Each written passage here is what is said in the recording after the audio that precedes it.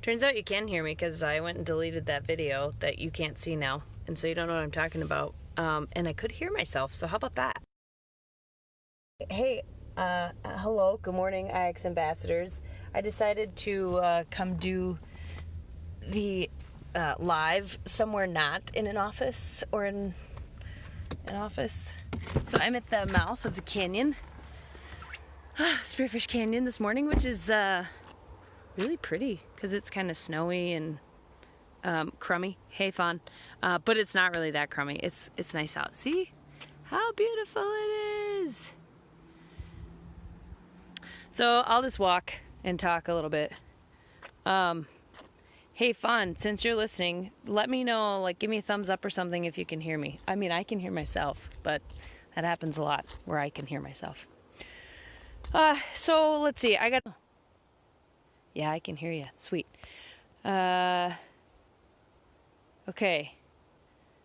I think I can't look at this. That's really weird. Okay, well, I guess apparently I can't tell you what that is because I can't read it, and because it pauses the thing. So if you have a planner, you know what the thing is, and from the planner, and let me just tell you what you're supposed to do this.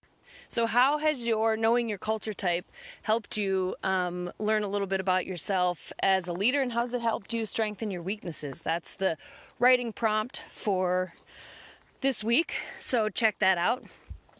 And make sure in the bottom right corner of your planner, you write down the things that you think that you have really focused on and improved because you know your culture type. And if you want to share any of that out, we would love to hear it. So feel free to put in the comments or send us some sort of a note on our page. So this week we're talking about firing people. That's kind of why I decided to take a relaxing little walk while I was talking to you about that, because nobody really likes to fire anybody. Even though we joke that Meg likes to fire people, I don't really like to fire anybody. I like to have people who are accountable for their performance, and I like that more than I don't like firing people. So that's why I seem like I'm a monster. So anyway, I think the most important thing, and almost everyone knows this, even though people aren't very good at it, the most important thing is documenting your experiences. So make sure that you write down what's going on. Even if it's in an email to yourself. It doesn't have to be on a formal piece of paper. A lot of small businesses say, hey, listen, I don't know, I don't have documentation templates and all the things. You let me know, I have them, or you can look them up on Google. They're pretty easy to find. But even if you don't have them, it doesn't matter. Put it in an email to yourself. It's a really smart thing to do. Another thing you can do if you're a small business owner is put it in an email to an attorney. And they shouldn't probably charge you anything for that. Just say, hey, I just want to make sure, I just want you to know I CC'd you on this note to myself. Wanted to make sure we have it documented, because attorneys keep documentation forever because it's like their job. So that's definitely the first most important thing if you have an employee who isn't doing their job. Now, if you have an employee who you think, I'm not really sure if you're doing your job, I kind of think that maybe, even though I don't want to talk about it with myself, it might be a little bit my fault that you're not doing your job right, then that has to come first before you start really getting after people. So really be honest with yourself about whether or not you're doing your job as a leader. And if the answer is no, you're not, then you need to settle with that and figure that out well before you start disciplining anybody else. So I'm going to give you guys one more view of the beautiful Black Hills. It's just so pretty. This is like one of my favorite parts of my runs, mostly because it means I'm almost done, but also just because there's so much incredible scenery. And then I'm going to cross the street, the road, very carefully without being run over. And I'm going to walk back to my car. Okay, I got to look at these questions, so if it pauses, hold on. So what kind of documentation should I have in place if I want to terminate somebody? Well, If you've already settled with yourself that you've tried to help that person as much as you can and it's not your doing, that they're something you're doing for the reason that they're not performing, the first thing you want to do is document the conversations that you've had with them about their performance. Again, this doesn't have to be necessarily something in a formal template. That doesn't hurt anything, but as long as it's documented, so you can even just put down, email it to yourself, whatever. There are lots of templates on Google that help you collect the basic information. You want to make sure that when you do document things, you don't put down anything that's discriminatory. And if you don't know the six, I call them the 6-ish forms of discrimination, because basically anybody can sue you for anything anymore, and they'll try. If you don't know them, look that up too. Race, religion, sex, sexual orientation, or gender, sexual orientation. Race, religion, gender, sexual orientation, ethnicity. What's the 6th one? I don't know. Safety is becoming another big one if you're in construction, manufacturing, mining. So make sure you know those, and that you don't document anything that says, well, she really doesn't do her job well because she's female. Or she's not in, because who would put that? No one. But you might say something like, unable to perform duties because of small stature, or unable to perform duties as well as other, even if you put something like this, as well as other people on the crew, and if she's the only woman, an attorney might go to town with that. So be careful about the language you put on there. That's really important. It's best to document just the facts, ma'am, just the facts.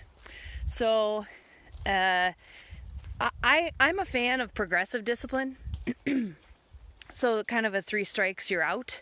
It gives you a way to be accountable to yourself and making sure you're not being a wimp about getting rid of low performers. And it also gives them some clear definition about what the expectations are. So, first documentation, whether you email it to yourself or have a template, first documentation is, hey, we met, we talked about these 3 things. I like to keep it to 3 things. Now, if there's only one thing, there's only one thing. But if there's 100 things or 4 things, keep it to 3. What are the 3 things that person is not doing well? And so document that. And then second time, same thing.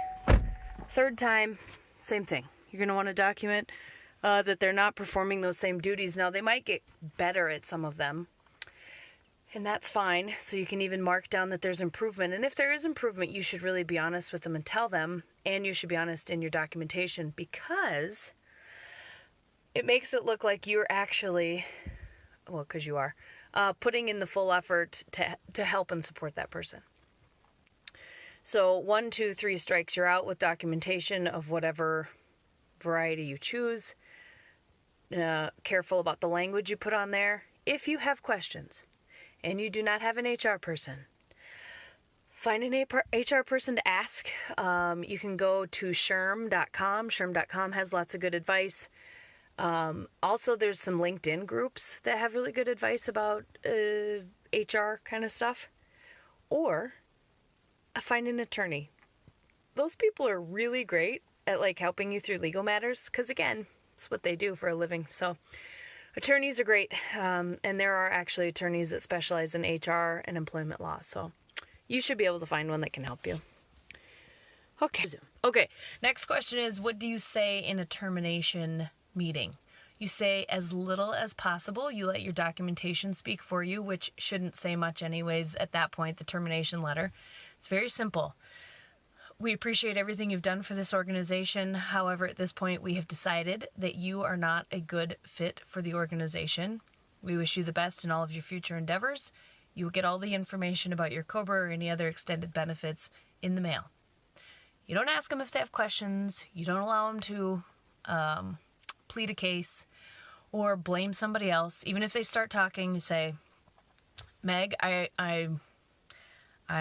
we're at the point where we're not going to talk about any of that anymore. Thank you for your time. Your termination conversation should take less than 5 minutes. Now, if you haven't done a good job with your documentation, it's going to take longer because you're going to feel badly that you're going to feel badly, but you're also going to feel super anxious, like you haven't actually done all the things you need to do. Because if you haven't done a good job with your documentation, you haven't.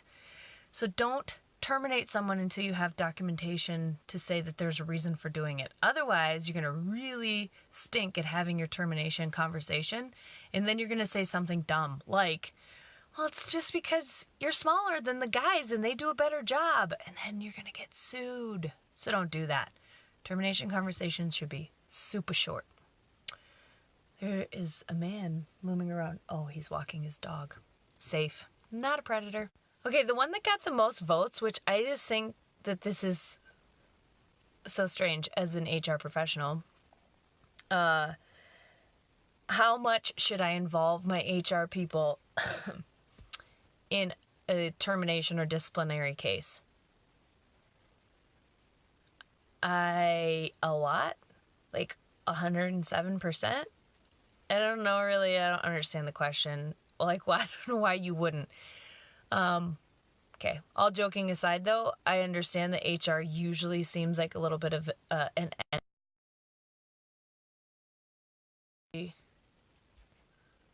I had just had an incoming call. That person is clearly not watching our live right now. The HR person really has to think about the ramifications of everyone's actions. So not only what are you doing as a supervisor and how are you supporting or not supporting this person, what is the person doing, and then how does it look for the organization and all of the parties involved? Because if we terminate this person for this thing, that sets a standard and a precedence, then we need to terminate all other people for that reason. Or if you're going to choose to keep a bad employee, let's say you have an employee with poor attendance, you choose to keep that person because you're nervous about terminating, or you like them because they're nice, or you know they're having a hardship at home and so you don't want to make it even worse. The HR person is helping to make sure that there's logic applied in all those different scenarios. And so I know a lot of times HR people get a bad rap because it's like, man, I hate taking stuff to her or to him. He never actually listens to what's happening. Well, give your HR person a little bit of credit. They probably are listening. They are employed, though, to have a different perspective. So on purpose, they're providing you feedback that you probably don't want to hear. So if you have an HR person or HR people, involve them as much as you possibly can. As a matter of fact, it's best to let them be in charge of whatever discipline you're doing, because for a couple reasons. One, they'll maintain better documentation than you, guarantee it. Unless you're an organizer, and then maybe that's not true, but you should still let them handle it for that reason. Two, and most importantly, it makes you look like less of the bad guy and more of the ally to the employee. Because if you allow the HR person to handle the serious conversations with that employee, so if they're looking at me, Meg, who's the HR person, and you, who's on the call, let's see, Danielle, and you, Danielle, the supervisor, are sitting next to me as the HR person, and I'm saying, Bill, look, we have a few things we need to talk about, your performance, your attendance, whatever. And Danielle, the supervisor, isn't really saying anything, but they're supporting the company. And also by not saying anything, you kind of appear to be supporting the employee. So it takes you out of the hot seat of being the bad guy, bad cop. You kind of get to be the good cop. Like, hey, listen, man, I'm here for you. We need you to be part of this team. Here's what you have to do to make sure that happens. So leaning on HR is really important. If you have it, they're a great resource. If you don't like them, that's too bad. You should get over it and you should use them. One really important thing, I have no idea how long I've been on here. It doesn't say on my phone.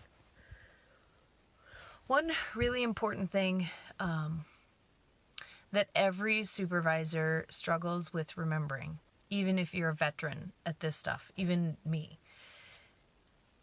We often get caught in this trap of,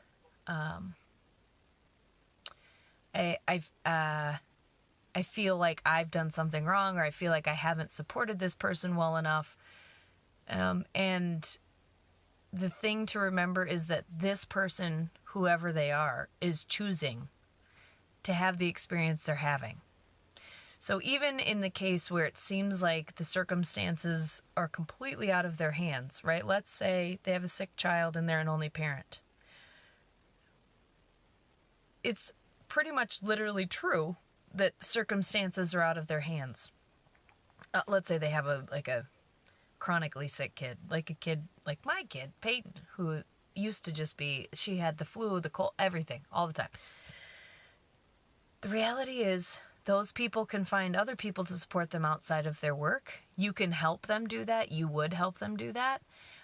Them not asking or not finding those resources that's on them. That's not on you. And so as supervisors and leaders, a lot of times we take on the responsibility of those people not getting to work on time, those people not performing well enough. And the reality is it's not, if it's not you, it's not you. Now, if they don't understand their tasks, if they don't understand their role in the company, if they're being treated differently by other people, than other employees, or if they're being treated differently by you than other employees are, yeah, that's on you to sort out. But if they're making choices in their life that are making it hard for them to perform well or be to work on time, that's for them to sort out. You can support them in all the ways, but it's their responsibility. So when you get to the point where you've disciplined, this is when it happens. You get to the point where you've disciplined someone 3 times, right? Or let's say 2 times, the 3rd time's coming up. You know that technically this means that you're supposed to terminate them, but you're like, I really don't want to do it, and I feel really bad for Susie, so maybe I just won't, because, gosh, look at her circumstances, and all these things are happening for that person. Nope, you just can't. This is why if you have HR people, you should lean on them, because they kind of hold you up through that. Those people have chosen to do things that don't lend their lifestyle or their career choice or their ability to perform to the job that you have assigned them to. And that's another important thing to remember. Sometimes people are just not the right fit for a job, truly not. And that's just a thing.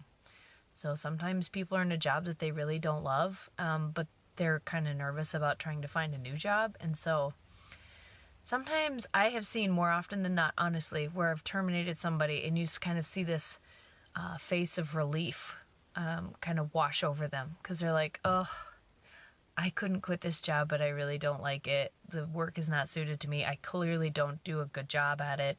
I'm really glad to have a reason to not have to show up for this anymore. So there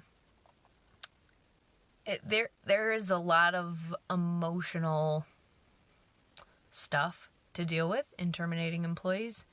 But it's really important to stay on top of it. Documentation is the best way to do that, because it helps you be very logical about the process that you're following when you're disciplining people. Now, on the other side of the house, because I think I have a few minutes still. My chin apparently doesn't seem like a finger. On the other side of the house, it's really important. I mentioned this a little bit earlier, but I'll say it again because it's really important. It's really important to recognize people for doing good work. And you can do the sandwich method if you have to deliver bad news to people. You can do nice information. Boy, you're doing a good job at this. Not so nice information. You're not really doing a good job at this, and then more nice information again. You can do that if you want, the sandwich method. I don't really love it, because if you're documenting and having the right conversations at the right time, you don't need to sandwich. They know when they're going to be having a not so great conversation, and they know that there's a reason for it. So, but all that said, that was a little bit of I digress. It's important to recognize people for doing a good job with something.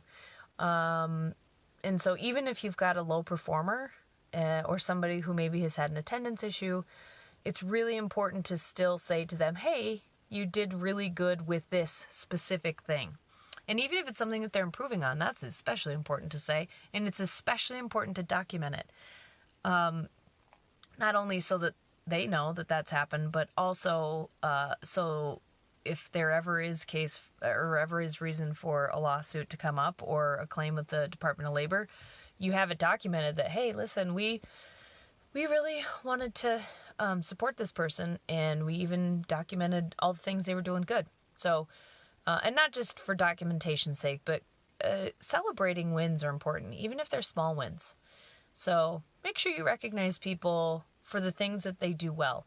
And just saying thanks, like just 'cause thanks, that's crummy. You have to say thank you for specific task because it's important that you do that because it helps the business in this way. That is how you have to say it, except for not like with all the blanks. Oh, I thought I had one more thing to say that was maybe a little bit important.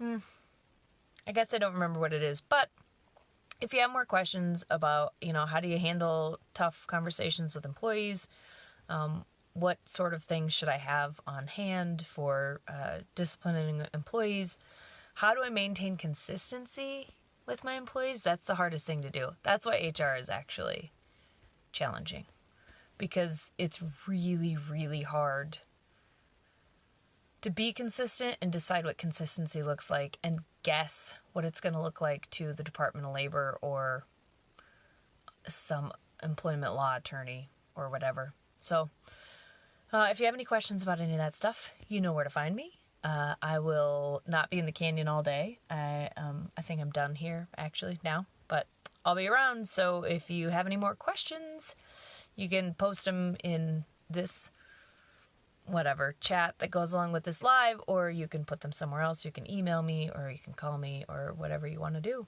and I will answer you, because Shelly will make sure that I answer you. All right, I hope y'all have a great day. Next week, I'm not going to promise anything. Our weeks have been crazy, but I think Rachel and I will both be on the live next week. I think so. All right, lead powerfully, change the world. Talk to you next week.